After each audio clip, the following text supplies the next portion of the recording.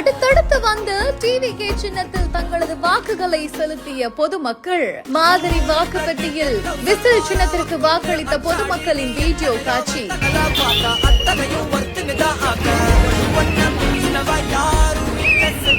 வருகிற 2026 சட்டமன்ற தேர்தலை ஒட்டி பல்வேறு கட்சிகள் தங்களோட தேர்தல் பணிகளை மேற்கொண்டு வராங்க.